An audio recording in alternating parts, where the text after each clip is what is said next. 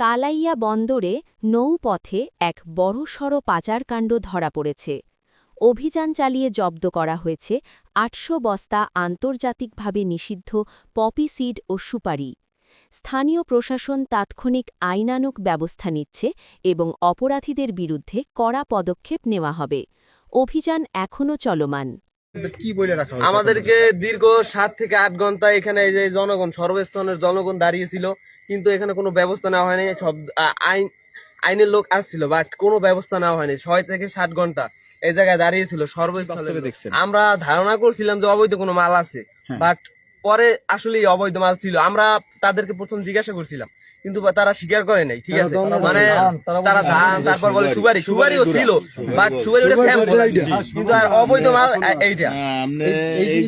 এই জিনিসটা কি আসলে কেউ চেনে না। এইটা একটা অবৈধ মাল। এটা কি এইটাই কেউ বলতে পারে না।